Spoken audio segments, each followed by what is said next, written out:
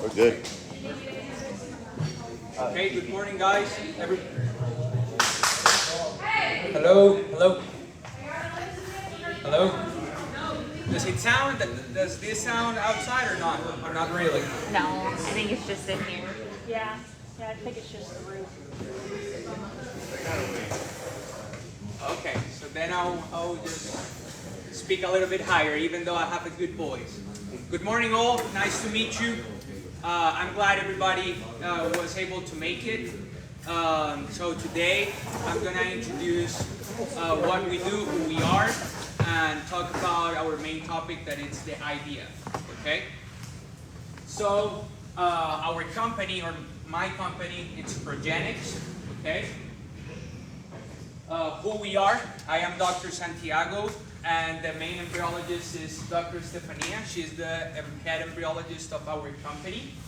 Okay, we provide advanced reproductive biotechnologies on small ruminants. That includes sheep, goats, and we are doing deer as well. Okay, we're located in Collinsville, Oklahoma. It's 1 hour from here, just north of Tulsa. And we have 10 years plus experience. Okay, we started with our company in Colombia, South America. We've been doing this basically all over the world, and then we end up locating or getting our hub here in the United States. But we have done this in South Africa, Brazil, Colombia, and the United States. Okay, so we might be new for the American market, but we're not new to the industry. Okay. What services do we offer? So we do laparoscopic artificial insemination, we do laparoscopic ovum pickup or LOPU, embryo flushing and transfer, in vitro embryo production, semen and embryo freezing, and semen and embryo storage. Okay. We also can board donors in our Collinsville facility, and we can take care of all the hormone protocols and the care of the animals. Okay. Okay, so the topic of the day, what is IVF? So IVF stands for in vitro fertilization, but that's a very simple way to call it. Okay. So how it works? We will set up the donor. We will give some hormones to those donors to get those ovaries stimulated, and then we will take out those eggs, right? That will be called the day 0. We go inside the donor. I'll show you a video. I'm just talking to what we're going to show you in just a second. So we harvest those eggs. Those are unfertilized eggs. Those eggs will be sorted. The embryologist will go through them, see which ones are good quality, which ones have characteristics that are detrimental for the culture, so they will be taken out, and only leave the ones that are going to be put with the semen the following day. Okay? Then after they are harvested, they should be in maturation for 24 hours. It's in a specific media, in a controlled environment. They will be in an incubator, and then the following day they will be fertilized with semen. We will put a drop of semen to a drop where the oocytes or the unfertilized eggs are, and they will be left there for another day. Okay? So after the fertilization, it comes to cell culture. What is the cell culture? It's where the embryos, after being fertilized, they're in a specific environment, and they will start growing, developing, because they will need to start multiplying. Okay? And then after the cell culture, on day 6, we either transfer them to a recip or we can freeze them. Okay? So this is how a laparoscopic ovum pickup looks. The so-called IVF. We go with 3 trocars, right? One is the camera, where I'm looking inside the donor, how it looks, to be able to reach each ovary. This forceps right here will be holding that ovary, so I can target the follicles. That it's the anatomic location where that oocyte or unfertilized egg is located. And this right here, the third one, is my mandrel, or that will be a needle, okay? And this is hooked up to a pump that will be sucking. it will be sucking those eggs out of the ovary. Okay. So when we are inside, this is the reproductive tract right here. This is the normal uterus that I guess most of you have flushed or have seen your veterinarian flushing your donor. This is the uterus, and these right here are the ovaries, right? I don't know if you guys can see from there, but here are some like kind of pink blisters. Those are the follicles. So that's where I will go and target and hit each one of those to be able to suck them out of the donor. Okay? This is how the pipette looks when you hit one of those follicles. I'll show you a video. I'm hoping it looks pretty good. So this, the same way, this is an image just to see in a really nice ovary where we can see the blisters right there. That are the follicles, and those are the ones that we want to target. So right here, let's see if I can make sure we have flow. So you see, okay?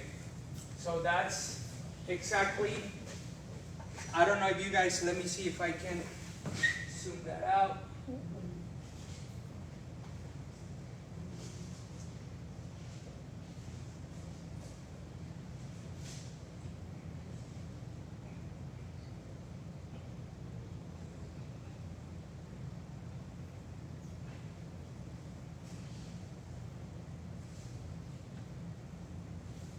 Okay, so this is what I wanted to show you guys. So right here, this is the follicle. I'm going with the needle right there, and we're harvesting that unfertilized egg, okay? That's directly in the ovary, right there. So that's how the LOPU or laparoscopic ovum pickup takes place, okay?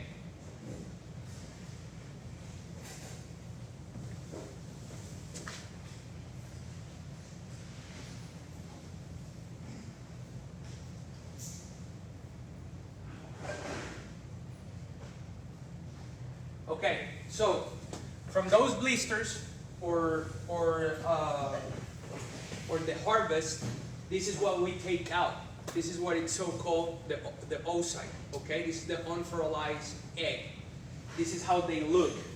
They have different, like whenever you grade embryos, when your veterinarian is telling, oh yeah, she got a grade 1 or a grade A or B or C, is the same way here. There is a quality that we start at the beginning. So we sort them out. The ones that have grade 1s, 2, 3s, and the nudids will go to the culture to get mixed with the semen. The ones that are atretic, they will not go with the semen because they have hormones that they're releasing because they're dying. They're dying, so they're releasing hormones of death. So if we mix them with the good ones, then we'll start having a decleavage or a not good environment for these ones to get fertilized, okay? So this is not an embryo again. This is one part of the process. This is the female gamete, okay? This is the female egg only.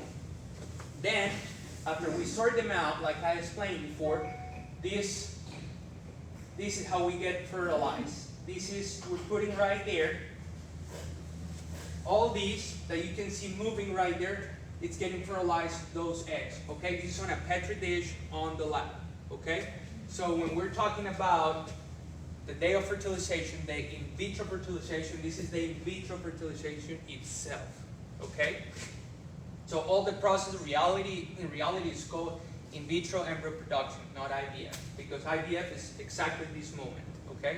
We're putting a drop of semen with the eggs. All these dots that you see here, these are the eggs that we're going to fertilize, and these drop, all this wave or cloud, that will be the semen that it's going to fertilize, okay?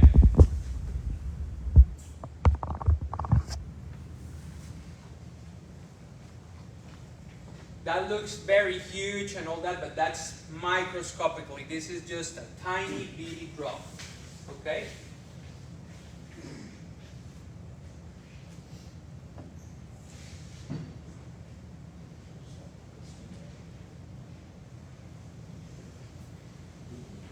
Okay, so now for the cell culture. This is another key part of all the process. So I don't know if you guys can see from there, but right here we can start seeing how the cells start to multiply. This one is dividing into right there. This one is already more advanced and it's going into 4 cells. So they start with a single cell and then they start multiplying, okay? So this is how a healthy cell culture will look like whenever we're at the lab, okay? So this is where they multiply and they will be feed like a baby. Yes, sir, go ahead. How many days or how many hours before they divide? Before they what? Start dividing. So they start dividing at 24 hours, okay? Okay. So every 24 hours they will start multiplying. So at 1, 2, 4, 8, 16, and you continue Good. on, okay? So then, at the end, we have these beauty, okay? These are transferable embryos, embryos that are either can be frozen or transferred fresh. This is the ideal stage, the ideal looking of a transferable or freezable embryo. These embryos were from February. This was a great donor. Don't expect like, oh yeah, Dr. Santiago showed me that you will produce 10 or 15 embryos each time. No. This is just an example. These are great donors. They produce pretty good. And I just want as a reference that this is how a transferable or a good looking embryo will look like, okay? So they can either be frozen or transferred on day 6, okay? Yes, sir? About how many, on the average, oocytes can you harvest from one doe? So it varies a lot on breeds and species. If we talk about goats and specifically Keynote, we should be around 15 average, okay? In the 15 to 18 average per donor, okay? Keynotes normally tend to steam very good and they produce very good, okay? Okay, so how does everybody, I guess, have seen how an embryo transfer looks like? So we will just take the uterine horn, we will deposit it exactly like a conventional flushing will do. We will put it, we will check the recept, see if she ovulated good or not, if she has a good CL. Then we will proceed to the transfer like we are doing right here in one of the uterine horns. Or they can be frozen, okay? For transfer later on, let's say, I know most of you guys here use, let's say, SCK. So, for instance, we can do what is so-called a combo. You got your flushing day and schedule already, but you still want to do some IVF. Don't worry, I'm not picky. You can get your embryos transferred by SCK, so we can do the IVF.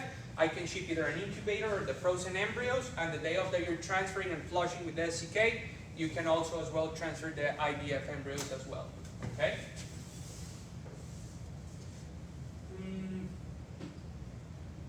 Okay, health of the donor and age. Ideally, somewhere around 6 months of age or above. That 6 months is where the group of the majority of those will start showing their first heat. Ideally, you want that doe show signs of a heat, okay? So we know that she's reproductively working. Of course, there is an exception. We know there might be donors that will not show heat until 10, 12 months, and we have the ones that at 5 months are showing heat. So that varies a lot, but what you want to have in mind is that they are cycling, okay, for this process. The other thing is that you want to make sure they're 100% healthy, and in the past 60 days they have not had any issues, okay? Because then, if she was sick, if she had an issue 60 days prior, when we're harvesting, she might be stimulated pretty good. But when we harvest those oocytes, the quality of those oocytes will be pretty bad. So if you know that she has been ill, had some kind of issue, don't put it on. Don't waste your hormones, because yeah, we can have 50, but if those 50 eggs are not worth it or not healthy, it's not worth your expense, if that makes sense. And you want an ideal body condition will be at 3.5 out of 5. You don't want them over fat, you don't want them over skinny, okay? Over fat tend to, the oocytes, I have not understood very well why the quality is not that good, but when they're too fat, the egg quality goes down. And if they're really skinny, the same way, and they don't steam good at all, okay? Okay, so what are the pros of of IVF, guys.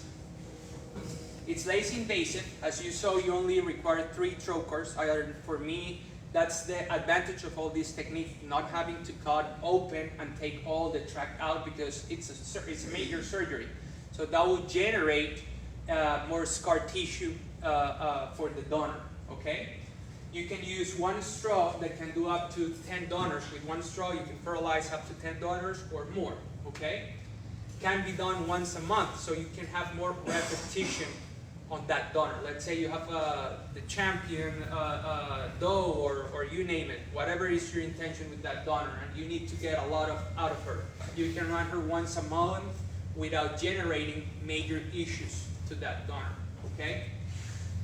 You can also use different sires. Let's say, okay, we hit a winner. I normally every week post my winners of the week, who gave us the most amount of oocytes or the most amount of oocytes. So if you got one that gave us, let's say, 25 or 30 oocytes, hey, I want to split that in 2 or 3. So I want to use 10 for this sire, and 10 for this other, and 10 for this other. So you might be able to get on the same run from 3 different sires or 2 different sires. So that's a great advantage for some people. The cons, conception rates. It can be 10% lower than your in vivo embryo. The in vitro embryos are less tolerant to the cryopreservation, to be frozen, okay, than in vivo embryos, and high quality semen is required. So there is a myth, oh yeah, if the semen is not looking good, we can use it on IVF. Well, guess what, guys? No, that doesn't happen like that. We are altering, we are manipulating all the natural process, okay? So for this, we even need more quality than if it was on the natural body of the female, okay? If the semen is not good, remember, the head of the sperm cell, it's where it carries the DNA. If that's not healthy, if it has degeneration of that DNA, when it penetrates the egg, there's not the boom of the 2 genomes or the 2 gametes doing the explosion of start multiplying, okay? So we need really high quality semen to use it on IVF to be successful, because we're altering everything. This is human made. So the chances not having the ideal environment are really high. So we need all the odds in our favor to be able to make this technique successful. Okay? So the question that I get asked every time, what's best, conventional or IVF? I don't think there's a best technique. I think they're just different tools that can be used or applied for your specific needs, okay? I think with the IVF, nowadays, we tend to be pretty consistent, producing 4 to 8 embryos per cycle if they fertilize good, you know? But it's less common that you see that donor producing you 25 embryos like you might hit sometimes with a conventional flush, you know? That's not the case. So it has both, you know? It has good and bad. If you guys get 0 on a conventional flush, what makes you think you cannot get a 0 on IVF? You know, it can happen as well, you know? So there will be some benefits on the IVF, on the sense that, okay, the system that we have, you pay the harvest, and if you don't get any embryos, you don't need to pay our fertilization fee or incubator fee. No, you just pay the harvest of those oocytes, and if you didn't produce embryos, you don't get billed for any embryo because she didn't end up producing any embryo.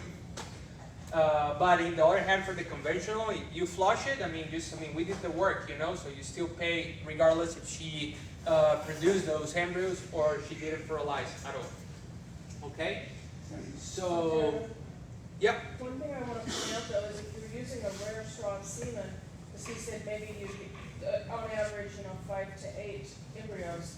But if you're able to use multiple donors, then you get that per donor. Oh yes, absolutely. You have to multiply that number out in your mind. Yes. Yeah, that's when it gets convenient, because let's say there's only this straw, there's not more in the market. Okay, well, bust that straw and use as many donors as you can. If the semen is good, guys, we have had donors that with 1/4 cc straw with good quality did 28 donors easily, no problem whatsoever. So yeah. So okay, now the most important part for me, the questions. What questions do you guys have? So whenever you pull the oocytes out, let's say you have run out dough, but you're not really sure what semen you want to use, could you freeze those oocytes and for a later date use different semen on?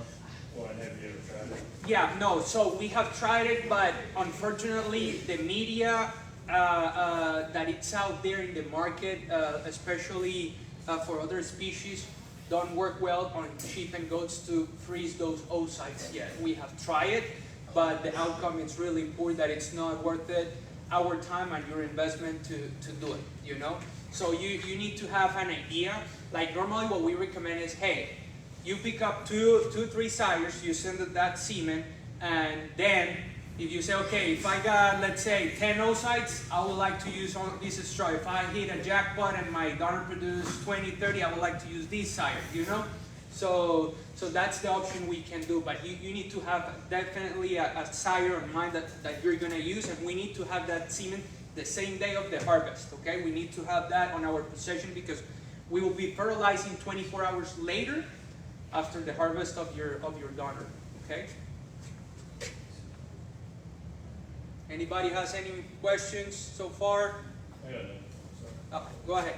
Oh, I was just going to ask, is there a statistical difference in using frozen embryos versus your fresh embryos?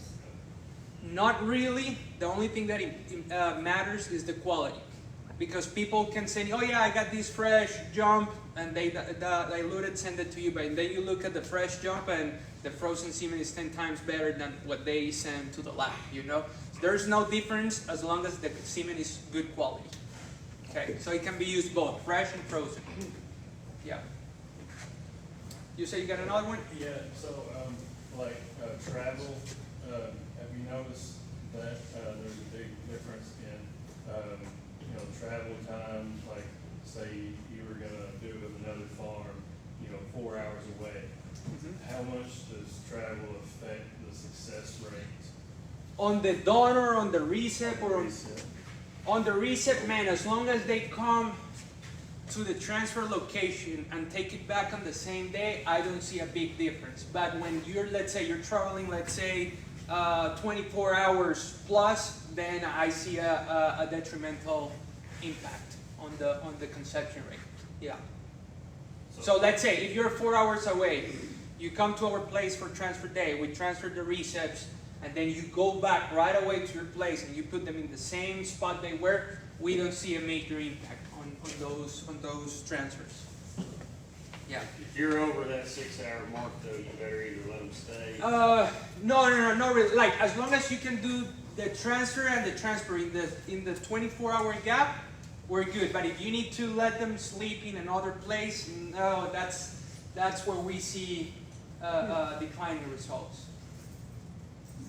In our experience, for sure, because there might be a lot of people that have different opinions, but in what we do, that's what we see. So, Yes. so like when a doe, I got to quit, go ahead. No, you can continue asking words. Like when a doe regresses, right? Yep. It's going to be the same whether you do the in vitro or the... No, it does, no, and that's a beautiful question because we don't expect the donor to ovulate. You never pull out the seeder until after we harvest. So how the setup works for an IVF session? We implant the seeder, okay? We give in the middle of the protocol a shot of cysorelin, okay? And then we start with the FSA shots.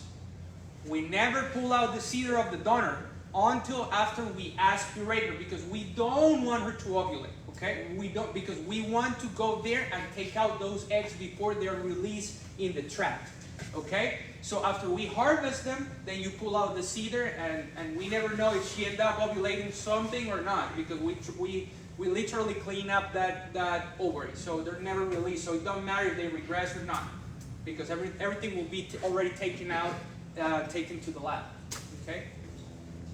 So, for instance, this is when an IVF can be a possible solution. Let's say you have tried to flush 3 times a donor, she always regresses, or whatever reason, she doesn't work out on the conventional setup, you can fit it in. When is the problem? The problem is when, well, we have flushed her 4 times, she's completely scarred up, and then they bring them to us and pretend that we do a miracle, and sometimes we cannot not reach out the ovaries because everything is so glued up that we definitely cannot reach them out.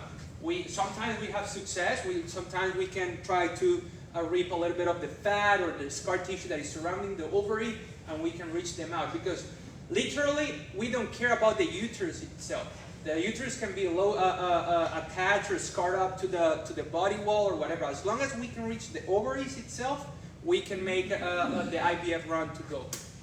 Yeah, JD, we had a doe that was all scarred up from conventional flushing, and Santiago actually was able to get one more run out of her with IVF, and we got some kids. Yeah, that's. So yes, I mean, it's every day. Like, I can tell you this, guys, our technology has been improving the last 3 years, every year, dramatically. Like, the results that we were having 1 year or 2 years ago are not compared to what we have today. Like, it has improved a lot with the time and mastering little pieces, breed, sheep, goat, semen, sire, all those require different fine-tuning that I think right now it's very positive. It's very positive. So do you see the conventional flushing going away? Yes and no. Logistically, there's going to be some limitations because we require a lab. So let's say you're in Florida and you want to do IVF. The only way you might be able to do it is either if you send the donor to us or something like that. You know. So I see being the lab a limitation to be able to expand it exponentially, but from a welfare standpoint, from a less invasive point, from a consistent result, I think IVF is going to take over very hard, because as you said, we don't expect them if they regress or not. We don't care because we already take those eggs. We also, a major issue, I don't know if you have that, but I've seen it a lot. They don't ovulate. They don't end up ovulating. So we go inside to check her if it's a flush or not. Now she didn't ovulate. We don't care if she ovulated or not either, you know? So that's where the IVF can be more consistent. If she got, we have seen like low steamers. No, I don't flush her because she only steams 4 eggs or whatever. Well, we go and take those 4 and we run them, and a lot of times they turn up in 4 good embryos to transfer in the IVF. So it's just, like I call it, it's just another good tool on the bed box to be able to run, and that's what I think. Yes, sir. If you're at a distance from one of your labs and you mentioned sending donors to your research, how long do they need to be with you before they get So for IVF, you can send them just 1 or 2 weeks before we start the hormone program. The receps, we normally don't accept recept because recept will need a 60-day period to adapt and pass all that stress period and all that. We don't require that for the donor because we're not expecting her to ovulate or all these issues. We just hit her with the hormones and we just go directly to the ovary. That's why we do that with the IVF donors only.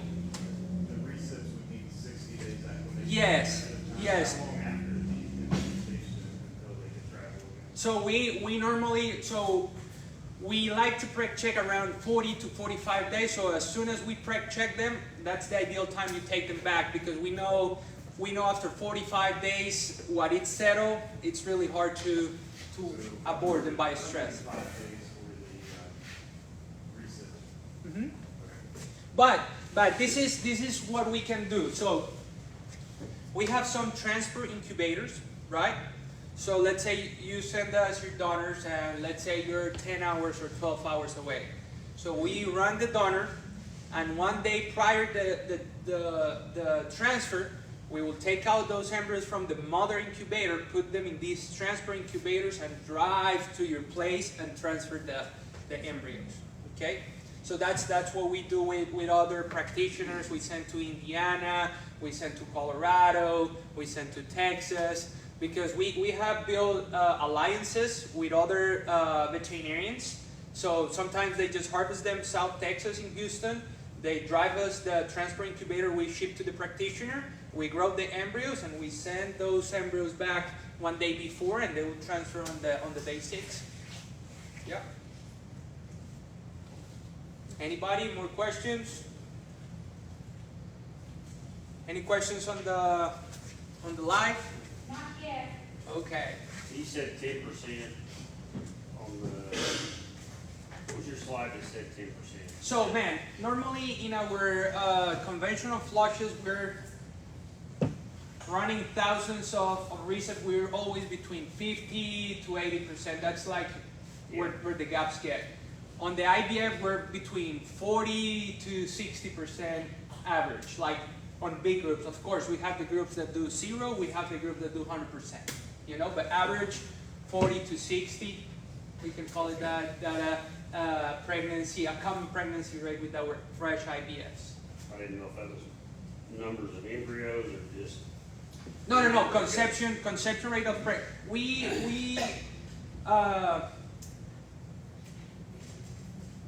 we classify our success rate not by embryos transferred and embryos on the ground. We just about receps transferred and that are bred, because I don't know if you guys have seen it. Sometimes you transfer on a conventional, let's say we transfer 10 receps and 5 took, and all of those are twins. But I have had other times that they have the same 50% pregnancy rate, but all of them are singles, and we put in all of them twins, you know? So it's really hard on embryo to call the percentage, because most of the time I don't get feedback, yeah, from all the twinings you put, this is the percentage of real embryos that are on the ground. They report just, hey, from 50 receps you transfer, you got 30 bred, or whatever number, you know? That's what we normally receive as a feedback. Yes, because we do it pretty common. Like once we transfer, 45, 60 days, we're asking, hey, mister, how much do you got? Do you know your results? Because we try to track all that data pretty as precise as we can. No, that's good. That's good that you call them back and ask. Yes. No. We always want to know the feedback, try to understand. Normally, when we go on farm, we take notes of things to see at the end if they have any kind of correlation, you know, with the result. Let's say we went at your place, we saw that your receps, I don't know, most of them got pink eye or whatever, or limping, so we take notes on that. And then at the end, when we ask the preg rate, okay, we start figuring out what's going on, you know. You're seeing that same success rate as long as the receps have traveled back home within 24 hours? Yes. Pretty consistent, yeah. One thing is really important that a lot of times we forget is when we're setting up receps, it's very important that we check and take notes what's the time they show heat. Because me as a practitioner, when I'm going inside that recep, I will not see a difference between an 8-day heat or a 7-day heat. But for the embryo, it matters. Because when I'm going inside, I'm seeing the so-called CL, or the corpus luteum, that it's like a big blister, okay? I'm looking to it, and it will look exactly the same, a 9-day-old heat to a 7-day-old heat. But for the embryo, it matters if it was a 7-day or a 9-day, because the hormone levels on that track are going to be completely different. So I can go and tell you, oh yeah, no, she looked beautiful.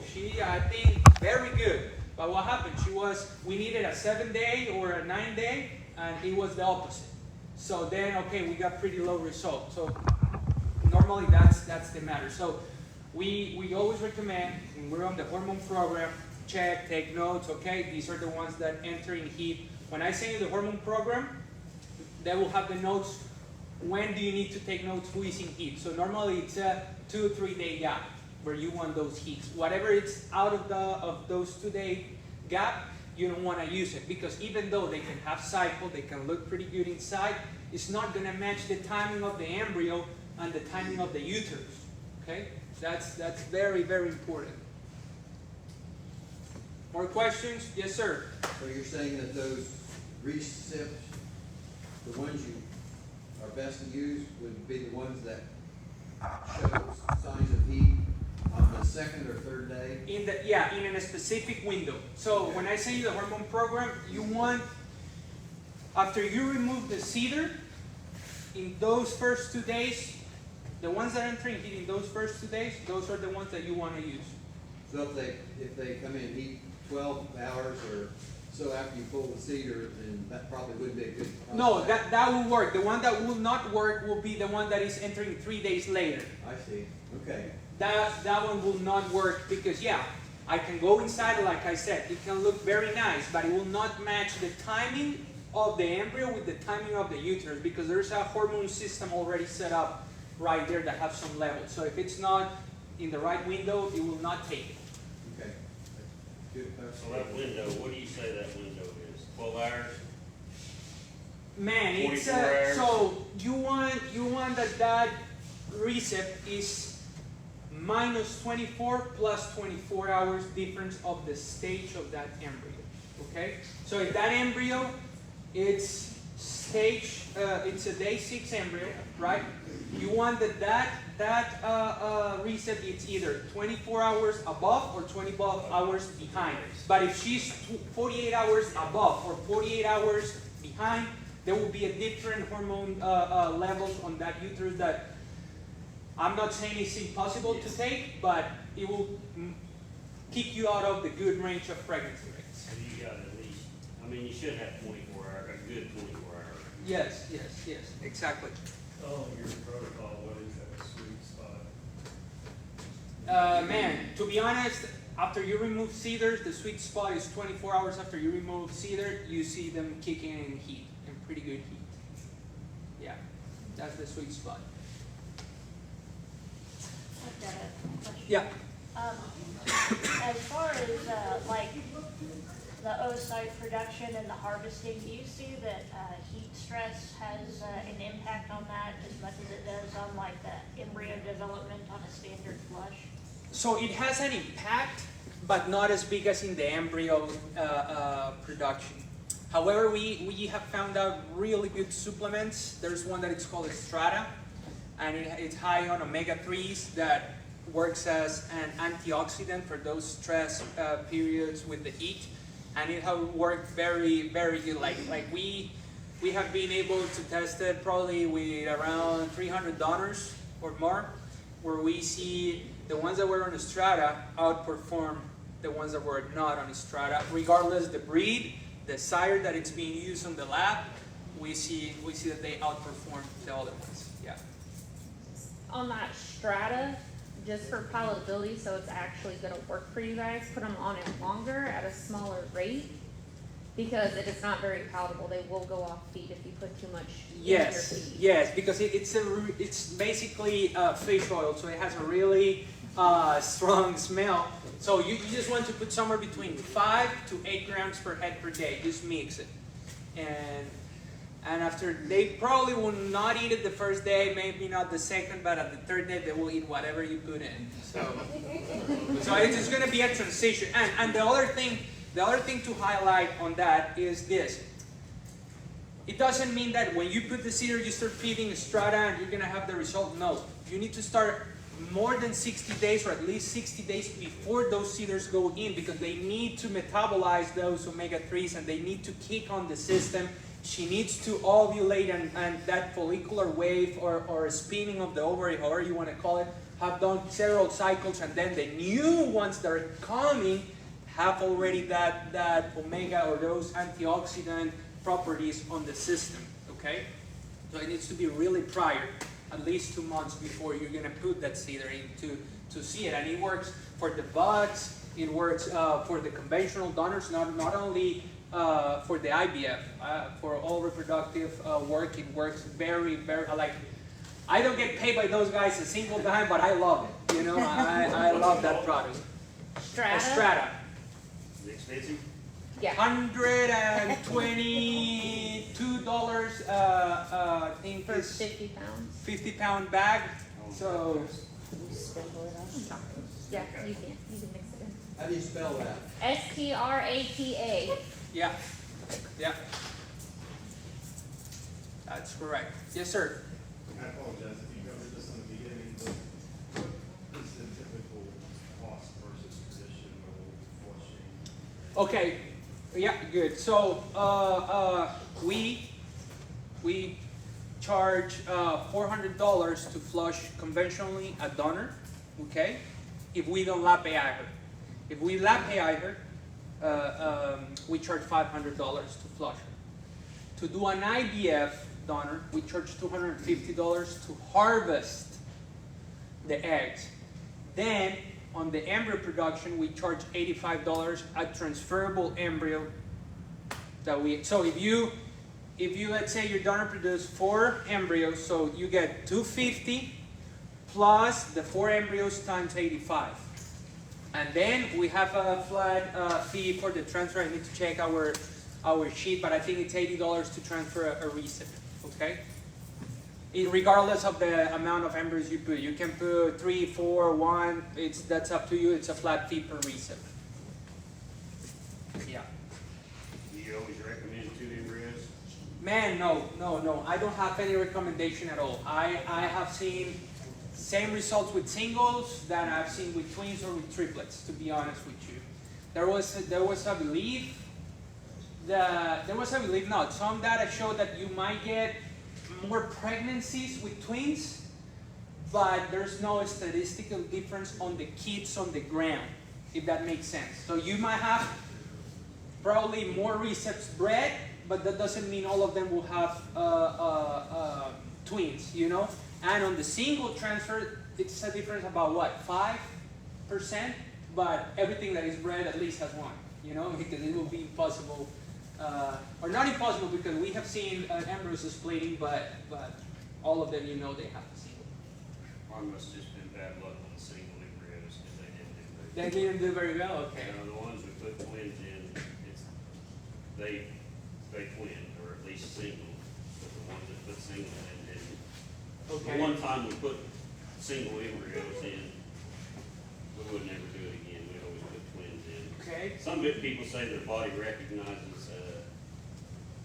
an embryo with 2 in there better than an embryo with just 1, but that's probably bull, isn't it? And man, you know, it's all also about the quality of the embryo, That's what I figured. because, man, when those embryos are grade 1 and good looking, man, they stick normally pretty good, you know. The thing is that when we start having degenerates or grade 3s, oh man, that's when I say, you know what, let's stick these 4 together instead of just doing 1. Yeah. You know, because I think it's a waste of just using another reset if you have just 3 grade 3s or whatever. Yeah. Yeah. Any questions back there, guys? More questions? No? So are you gonna be done after this? Say that again? Is this the last slide? Yeah. Lots of questions. Yeah, go ahead.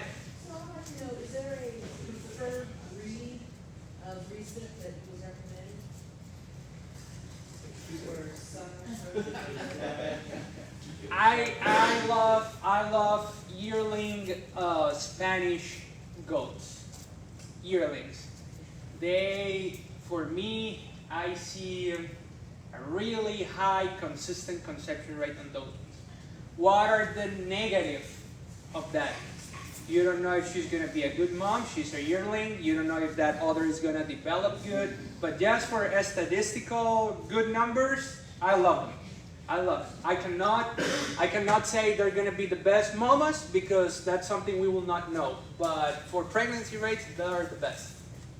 Yeah. Yeah. Now, if you, sorry, sir, I'll answer your question.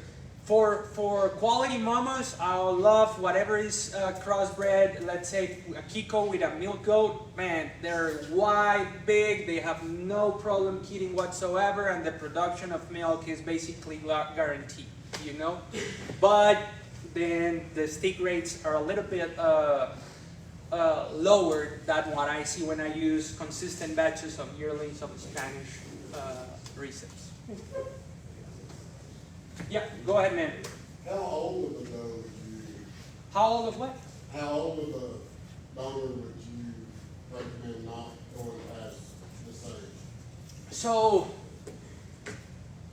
I think the prime of the goats will go up to probably 5 to 7 year olds. That's when I say the prime, but we have run successfully donors, 13, 14 year olds, producing still good. But of course, the older they get, the quality of the eggs, it goes down like everything else. But yeah, we can still run them with success, you know. The problem, and also you need to notice this, sometimes when they start getting older, you see that they start not coming back in heat. If you see that she's not cycling, don't waste your money, man, because then she's not gonna steam, she's not gonna work good. Yes, sir. Teasers with receipts. Oh yeah, a must. That's a must. Having a teaser. So it don't matter if you guys don't have a vasectomized teaser. You can just put a feed sac just covering the penis, just making sure he's not gonna get your receipts bred, and paint that chest, and don't leave the teaser out with the receipt. Just throw him out. Oh, she's in heat. Pull her out. She's in heat, pull her out, then take out that teaser. Then come back a few hours later and do the process again, and that's the safest and guarantee way you have the right recept whenever you're going to transfer, and you don't need to get a teaser. You can just use your normal buck, and never had a problem with it. Yes, sir. Do you make teasers? Yes. We do. Yes, no, we do absolutely everything with sheep and goats. The only thing we don't do yet is cloning, but everything, like if you need teasers, all that, we do them, we fix them for you. Yes. I'll be texting you later. Yeah, we can do them. We charge $150 for everybody that wants to know to make a teaser. Notification, once we do a teaser, he's not gonna have connection from his testicles to a real sperm cell on the ejaculate, but he's going to still ejaculate. So, with that being said, after we vasectomize a teaser, let him cover something 2 times, because he might still have something inside. So you just let him throw 2 blanks, and then you should be pretty safe that whatever he writes is not going to get settled. Yes, sir. Our reproductive vet advocates that it's best to use a teaser buck because he thinks, and his cohorts think that the actual copulation has a stimulating effect from the actual breeding process that a teaser buck can do, where what you suggested, covering a buck and not letting him enter the doe. Yes. No, from that standpoint, I agree 100% on you. Like, if you can have a vasectomized teaser, it's even better, because that feeling, especially on the donor, like a donor for a conventional flush, that feeling of her natural process, her natural mating, it's going to trigger that ovulation way better than just having the gummer or whatever ride her without the penetration. That penetration is specifically on the goat side helps a lot, like a lot.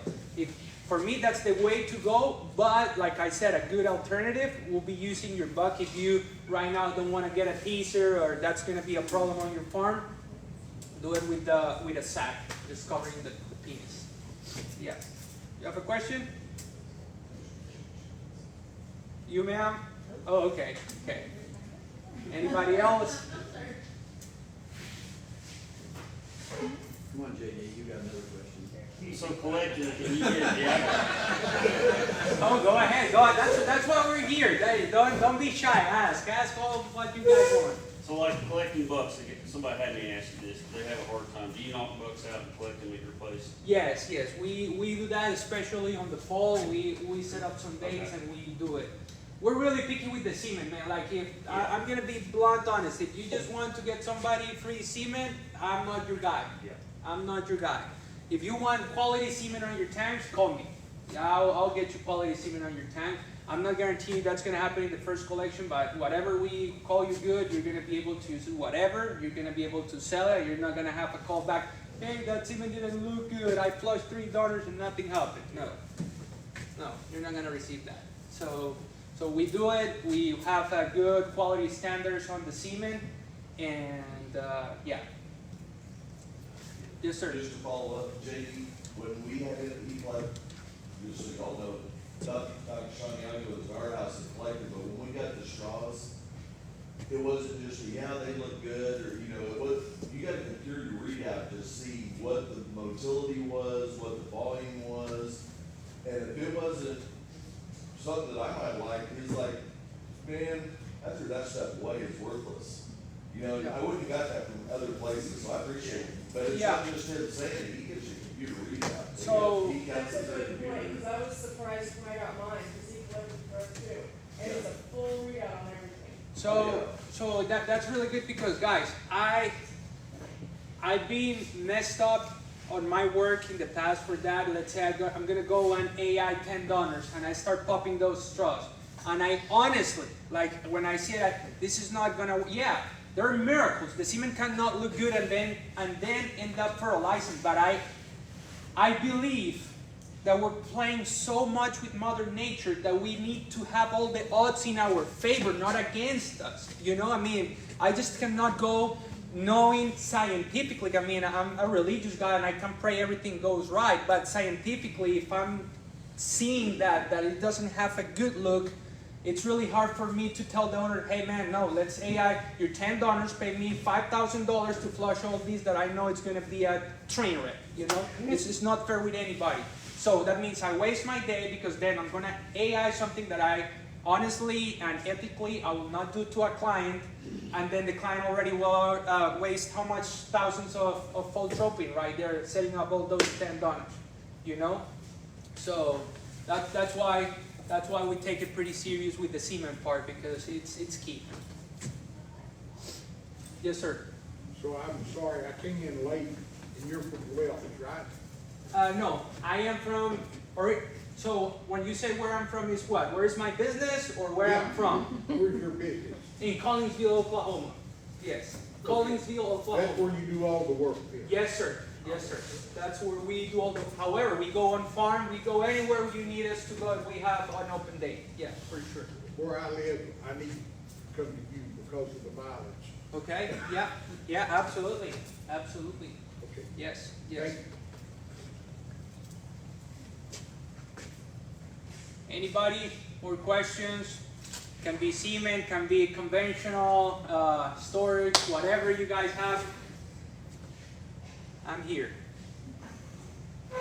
you're gonna spend the same on meds, whether you go conventional or IVF. You spend just a little bit less on the IVF. When I say a little bit less, is I think 3 cc's less. That's, Yeah. well, meds are expensive now. Well, Used to, and now yeah. with that photropin being made in Oh, Canada, it got a surplus now. So, so it's getting really expensive, for sure, for sure.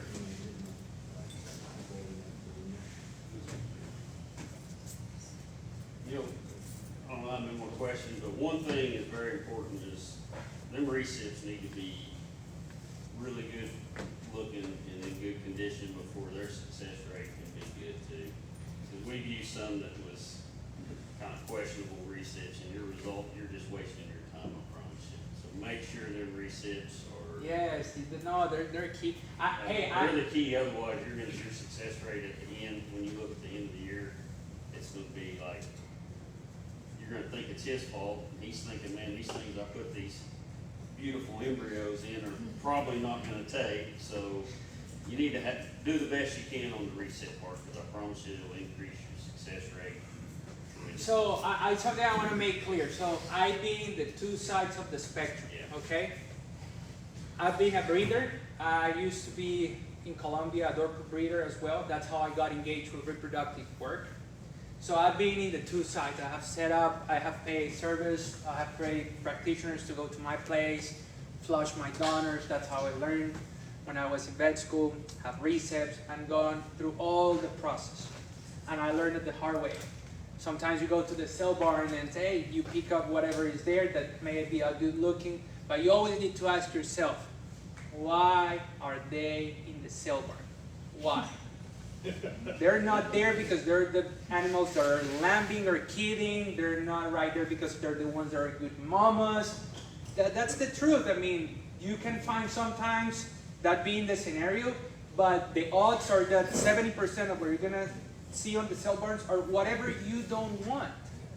If you got premium animals to sell, 90% of the people will sell them, hey, I got these bags, and they will come directly to their farm to buy them because they're high quality. That's their reality. Why are you taking to the cell barn? The ones that you don't have a market for it, that you just want to get rid of wasting money on those animals that are not productive for you.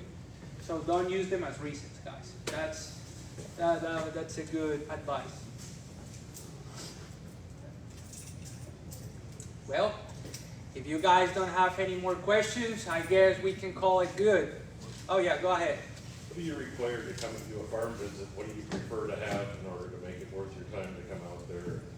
No, man, I'm not picky. I mean, I will do the guy that has 3 donors or 5 donors to the same guy that calls me to do 15 the same day. You know, What about facility? What do you require? Oh, we just need a space where we can clean it, like have a little bit of concrete so we can roll the cradles, and of course that can be climate control if we're doing it on the winter or something that we really need to keep the area control, you know. That's the only thing. But as long as we can set up our equipment and some tables that we also bring when we go on farm, and concrete and enclosed, we can make it work. Yeah.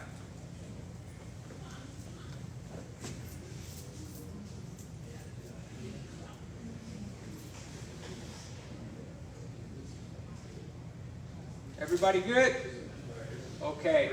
Thank you so much, guys.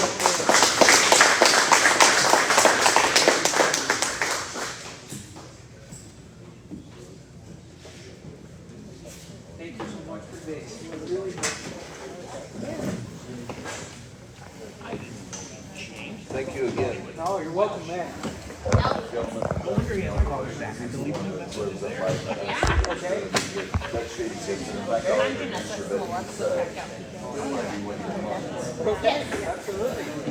How are you? This gal, she's actually a nutritionist. Okay. I am by trade, and I've worked with Strata a lot, so that's how I knew the palatability.